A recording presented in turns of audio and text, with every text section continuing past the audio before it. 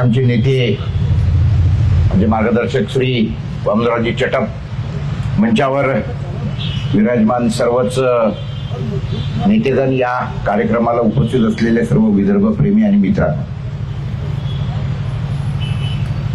मला असं वाटतं जवळपास 2,500 ते 3,000 किलोमीटरची ही यात्रा झाली असेल. कारण याच्या अगोदर कोरोना काळामध्ये मी एक सायकल यात्रा काढली होती, ती 960 किलोमीटर झाली होती आणि 6 जिल्ह्यात होती. तर 6 जिल्ह्यात जर 960 होते तर 11 जिल्ह्यामध्ये 3,000 किलोमीटर नक्कीच झाली असेल. ती आमची सायकल यात्रा होती, याची गाडी यात्रा होती.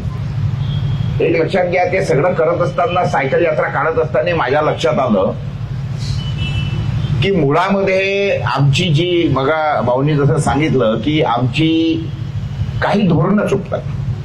आम्हाला पहिले हे समजून घेतलं पाहिजे की विदर्भातले लोक कोण आहेत. तर आम्ही सगळे इजारदार लोक आहोत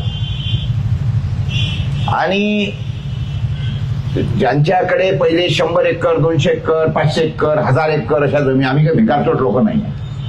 भिकारचोट आता झालो, या हरामखोरांनी आम्हाला केलं. याचा अर्थ आमचा विचार अजून गेलेला नाही, आमच्या सवयी गेलेल्या नाही. आम्ही मुळामध्येच थोडेसे ऐशारामी लोक आहोत. आम्ही जेव्हा अंगावर घेतो, मनावर घेतो, त्यावेळेला आम्ही बिलकुल कोणाचं ऐकत नाही, हे सगळ्या लोकांनी पाहिलेलं आहे. आम्हाला जर काय करायचं असेल तर आमच्या पद्धतीने आम्ही करायला पाहिजे. पश्चिम महाराष्ट्राच्या लोकांच्या स्टाईलने आमचं होऊ शकत नाही. तर विदर्भाच्या पद्धतीनेच आपल्याला ह्या सगळ्या गोष्टी कराव्या लागतील. विदर्भातले लोक मुळामध्ये थोडेसे आळशी म्हटलं तरी चालतील, किंवा थोडेसे काय म्हणतो त्याला इजारदार, जसा मी शब्द वापरला तोच आहे. त्याच्यामुळे रस्त्यावर येणं हे आमच्या रक्तात नाही.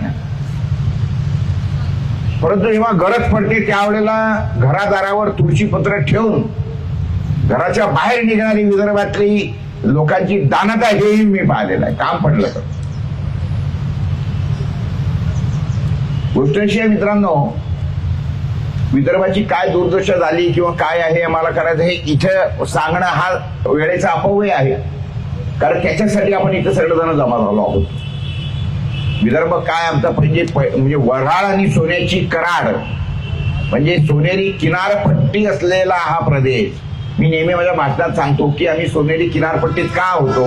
त्या 1947 ला 1 क्विंटल कापूस विकून माझी आजी 3 तोळे सोनं विकत घ्यायची, म्हणजे 36 ग्रॅम, 12 ग्रॅमचा तोळा होता. माझ्या बापानी 1972 ला कापूस एकाधिकार योजना जेव्हा लागू झाली त्यावेळेला कापसाला 275 रुपये भाव भेटला आणि सोन्याचा 180 रुपये तोळा होता. माझ्या वडिलांनी 18 ग्रॅम सोनं घेतला, 18 ग्रॅम 1972 ला. आणि आज माझं पोरग किंवा मी फक्त 1 ते 1.5 ग्रॅम घेऊन राहिलो. म्हणजे 36 ग्रॅम, 18 ग्रॅम आणि 1.5 ग्रॅम एवढी लूट आमची झाली आणि आम्ही हे टकमक बघत राहतो. ज्या दिवशी आम्हाला ह्या सगळ्या गोष्टी कळतील आणि आमच्या पोरांना खऱ्या अर्थाने, म्हणजे तुम्ही काय होतास तू, काय झालास तू, आणि तुझ्या समोर काय वाढून ठेवलेलं आहे हे दिसेल, त्या दिवशी खऱ्या अर्थाने आम्ही हा विदर्भ पेटवायचं काम. त्याच्यासाठी गरजेचं काय आहे ते मी आता ठरवून टाकलेलं आहे. मी माझे म्हणजे काय म्हणता येणाऱ्या दिवसांमध्ये, वामनराव म्हणता 31 डिसेंबर 2023, मी त्यांच्याकडून अजून 1 वर्ष मागून घेतो मुद्दाम, 31 डिसेंबर 2024, कारण तोपर्यंत सत्ता बदल झालेला असेल आणि संसदेमधून ही घोषणा करायची आहे. आणि त्यावेळेला तुम्हाला मी सांगतो, त्या संसदेत प्रकाश पोरे गेलेला असेल. येणाऱ्या दिवसात मी काय करणार आहे, तर येणाऱ्या दिवसांमध्ये या विदर्भातल्या सगळ्या 11 जिल्ह्यातल्या सगळ्या शाळांमध्ये, झाडून सगळ्या शाळांमध्ये जाऊन या पोट्ट्यांना पेटवणार आहे की भोसडीचे तुमचा बाप काय होता, तुम्ही काय आहात आणि तुमच्या पोरांच्या समोर काय वाढून ठेवलेलं आहे. तुम्हाला जर वाटत असेल की साल्या ढोंगणावरच्या चड्ड्या तुमच्या गेल्याने पाहिजे, उठो भोसडी को. या शब्दात जोपर्यंत या पोट्ट्यांच्या ढोंगणावर बसत नाही, ते पोट्टे उठत नाहीत, हे माझ्या लक्षात आलं. त्यामुळे येणाऱ्या दिवसांमध्ये मी हे काम करणार आहे. प्रत्येक शाळा कॉलेजमध्ये जाऊन इनको स्थान को ठोकणे वालो डेफिनेटली. आणि त्याच्यानंतर मी माझं क्षेत्र ठरवून टाकलेलं आहे, ते म्हणजे वाशिम आणि यवतमाळ. वाशिम यवतमाळ या संसदेच्या क्षेत्रात, लोकसभा क्षेत्रातून मी येणारी निवडणूक लढणार आहे, आज डिक्लेअर करतो. और और जो माई में दम होगा, सालों ने मेरे को रोक के बताना, मैं चुन के आ रहा है और ये प्रकाश पोरे जाके बैठ रहा वहां पे, काम खत्म। जब मैं दिल में कोई बात ठान लेता हूं, आपको भी पता है दोस्तों कि मैं अगर सोचता हूं ना कोई बात तो मैं करके रहता हूं। एक मधात घटना घडली, मी तुम्हाला त्याचा किस्सा सांगतो। 21 जानेवारीला मला फोन आला, खरं म्हटलं म्हणजे 15 तारखेला आमच्या वामनरावजींनी सांगितलं की केसीआरने त्यांना बोलावलं, केसीआर सोबत त्यांची बैठक झाली, चर्चा झाली आणि त्यांना सांगितलं केसीआर साहेबांनी की तुम्ही आमच्या पार्टीत या वगैरे। तर वामनरावनी त्यांच्या सर्व काय असतात ती जी काय आयडिओलॉजी आहे ती त्यांची सगळी सांगितली। बहुतेक वामनरावजींनी काहीतरी चाव्या बिब्या उलट्या सुलट्या तिथं फिरवल्या असतील, मला माहित नाही। 21 तारखेला मला केसीआरांचा फोन आला डायरेक्ट आणि त्यांनी सांगितलं पोरे साहब मैं आपसे चर्चा करना चाहता हूं। केसीआर म्हणजे तेलंगणाचा मुख्यमंत्री, त्यांना मला फोन आला। केसीआर म्हणाले कि भाई मैं आपसे चर्चा करना चाहता हूं पोरे, मुझे मालूम है महाराष्ट्र के आप किसानों के कद्दावर नेता हो और हमने घोषणा की है कि अब की बार किसान सरकार, तो बोले आपसे मैं चर्चा करना चाहता हूं। मतलब ठीक है साहब, अभी हम लोग 10 तारीख को मिलेंगे।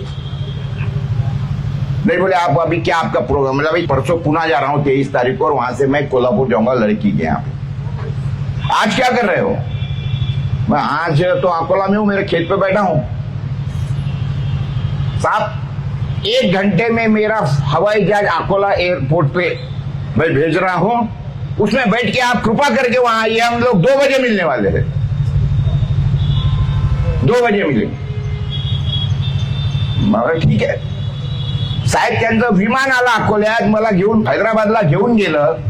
12 वाजता पोहोचलो, जेवण त्यांनी त्यांच्याच बंगल्यामधल्या व्हीआयपीच्या कोच मध्ये, म्हणजे त्यांचा जो जुना बंगला होता सीएमचा, त्या जुन्या सीएमच्या बंगल्यात मला ठेवलं। सीएम पूर्वी ज्या बेडवर झोपत होता त्या बेडवर मी झोपलो, आराम केला। त्याच्यानंतर 2 वाजता मीटिंग ठरली, 2 ते रात्री 8, 6 तास एका राज्याचा मुख्यमंत्री या प्रकाश पोरेंसोबत संपूर्ण प्लॅनिंग आणि हे सांगत होता की आम्ही तेलंगणा राज्य कसं मिळवलं, काय करतोय, काय केलाय। त्यांनी सांगितलं म्हणे मी मुख्यमंत्री झाल्यानंतर मी पहिले विचारलं की हम बिजली क्यों नहीं दे सकते किसानों को, दे सकते की नहीं। आमच्या विद्युत अधिकाऱ्यांना विचारलं, त्यांनी साहब हमको 5 दिन दे दीजिए, हम आपको 5 दिन में बताते हैं। 5 दिवसानंतर त्यांचा फोन आला, साहब अभी 2 दिन और दीजिए हम आपको। बोले 2 दिन नहीं, अभी और 5 दिन लो, लेकिन मेरे पास में सोल्यूशन लेते हो। आले म्हणे माझ्याजवळ 10 दिवसानंतर ती लोक, त्यांना विचारलं क्यों, क्या है जवाब आपका? बोले सर हम बिजली दे सकते। अरे दे सकते, फिर अभी तक के क्यों नहीं दिया? बोले साहब एक और अभी देने के लिए क्या करना चाहिए, कितने दिन में दे सकते? बोले 2 महीने में दे सकते। तो क्या क्या करना पड़ेगा? बोले सबसे पहले तो आईएएस लोगों को हटा लो हमारे राज्य से, हमारे डिपार्टमेंट से, और सिर्फ 25 करोड़ रुपए हमारे ताबे में दे दो, खर्चा नहीं करेंगे लेकिन हमको हमारे डिस्पोजल के लिए चाहिए। बोले ठीक है, 25 करोड़ की जगह पे 1.5 करोड़, अब 50 करोड़, 2 महीने की जगह पे 1.5 महीना करना पड़ेगा, और 50 करोड़ अभी लो और सारे आईएएस आज से हटा, बोले तुम्हारे डिपार्टमेंट से। बोले 1.5 महीने के बाद में पोरे साहब आज 6 साल हो गए हैं, पलक झपके इतनी भी बिजली मेरे स्टेट में नहीं गई, और 24 घंटे बिजली दे रहा हूं, किसानों को पानी भी दे रहा हूं, मुफ्त में दे रहा हूं, और साल के 10,000 रुपए दे रहा हूं। 5 लाख रुपए कोई आदमी किसान मरता है या कुछ होता है तो 5 लाख रुपए उसके घर में 8 दिन के अंदर पहुंच जाते हैं। बेटी की शादी है तो 1 लाख रुपए पहुंच जाते हैं। त्यांनी ज्या ज्या गोष्टी मला सांगितल्या, मला मी खरोखर तुम्हाला सांगतो मी चकित झालो। त्याच्यानंतर त्यांनी सांगितलं पोरे साहब मैं महाराष्ट्र में आना चाहता हूँ, पूरे देश में फैलना चाहता हूँ और किसानों की सरकार लानी। आपने किसानों के लिए क्या किया, ये पूरा आपका जनते 3 पानाचा माझा बायोडाटा त्या माणसाकडे। मला चकित झालो की याला सगळंच कळलं का तुम्ही म्हणत होतं। त्यांना म्हटलं बा ठीक है आता आपण भेटूया। बोले नहीं पोरे साहब आपके अध्यक्षता में मैं नांदेड़ में मीटिंग लेना चाहता हूँ और गुरुदा गद्दी के ऊपर पहले मत्था टेकेंगे, साथ में बाद में सभा करेंगे और आपकी अध्यक्षता में काम करना है। बोला ठीक है हरकत नहीं है, मैं निकलता हूँ साहब। बोले नहीं रुकिए, कहाँ जा रहे हो? मैं भाई मैं तो मैंने बताया था आपको पुणे जाना है। रुक जाइए, बोले मेरी 10 बजे की ट्रेन है। बोले रुक जाइए, मेरा हवाई जहाज आपको छोड़ के जाएगा पुणे। पीएला बोला पोरे साहब को कल सुबह पुणे छोड़ देना, उसके बाद में उनको कोल्हापुर जाना, उनके बेटी के यहाँ पे, वो कोल्हापुर में छोड़ देगा हवाई जहाज, बाद में वापस आ जाओ। आम्हाला समजून घ्यावं लागेल आमची ताकद काय आहे, पहिले हे समजो। पहले खुद की ताकत को समझो साहब, बाद में बात करेंगे। मेरे को मेरे ताकत का एहसास मुख्यमंत्री तेलंगाना का केसीआर में आभार व्यक्त कर रहा हूँ आदमी का, जो उसने मुझे बताया कि मेरी औकात और मेरी ताकत क्या है। और मैं आज डिक्लेयर कर दिया अब तुम्हारे सामने कि ये शेर जा रहा है, संसद में खड़ा रहेगा। मैं तो अकोल्याचा हूँ, अकोल्याचा मी आहे आणि अकोल्याचा असताना मी वाशिम आणि यवतमाळला चाललो आणि हेही सांगतो की विदर्भातल्या 11 जिल्ह्यातल्या कुठल्याही मतदारसंघात जर मी उभं राहिलो ना, ये आदमी पट्टा चुन के आएगा, ये भी बोलता हूं। इतना दम है, इतना दम है। और कोई वोट खरीदूंगा नहीं, ये भी बात बोलता हूं, ये भी बोलता हूं। विदर्भ के लोगों में अक्ल होंगी और है, सिर्फ उनको बात ऐसी है कि उनके साथ में अभी तक की ठगी हो गई है, उनको अब तक के बेवकूफ बनाया गया। लेकिन इतनी बात जरूर है कि पिछले 30-40 साल में मैंने जो काम किया ना, वो मैंने भाड़ नहीं झोंका है, मैंने मेरा काम किया है, ये बात बोलता हूं। और मुझे बिल्कुल खात्री है कि विदर्भ के जितने भी मतदार संघ है ना, 10 खासदार चे क्षेत्र आहे, 11 होते पहिले, 10 पैकी कुठे उभा राहिलो का प्रकाश पोरे निवडून हे सांगतो, परंतु मी आज माझं क्षेत्र निवडून टाकलेलं आहे, ते म्हणजे वाशिम आणि यवतमाळ। डेफिनेटली खड़ा रह रहा है प्रकाश पोरे, चुन के आ रहा है। और ये भी बताता हूं वामनराव जी आपको कि ये 31 दिसंबर 2023 को ये नालायक लोग कोई करने वाले नहीं है, क्योंकि इनको बलि चाहिए। ये बोलते कि साले कुछ मरे नहीं, तेलंगाना में इतने मरे, इतने खुद को जला लिए, तब जाके हमने तेलंगाना दिया। तुम तो साले कोई पहले तो एक तो तैयारी रखो, एक तो अगर आपको 31 दिसंबर 2023 को अगर चाहिए तो कम से कम 50 लोगों की मुझे यादी चाहिए कि जो खुद को जलाने के लिए तैयार है। हाँ, फायर एक्सटिंग्विशर मेरे पास में तैयार रहेगा, ये भी मैं बोलता हूं, उसके बारे में चिंता मत करो, जलने नहीं दूंगा। दूसरा, कम से कम 1000 बुड्ढों की मुझे फौज चाहिए, 1000 बुड्ढों की फौज चाहिए जो 70 साल के ऊपर के मेरे आयु के हैं, ज्यांना कुठेही जाऊन मारायच्या, ज्यांच्या अर्ध्या गोऱ्या मसनात जाऊन पडले आहेत ऑलरेडी।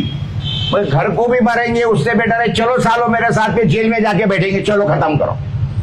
1000 मेरे को कम से कम ऐसे लोग चाहिए कि जो 70 साल के ऊपर के हैं और जाके सबको जाके जेल भरेंगे। देखते सालों के इनके कितने जेल में ताकत है, कितनी जगह है, कितनी है और कितना दम है इनमें। अरे ये क्या देते रहे विदर्भ।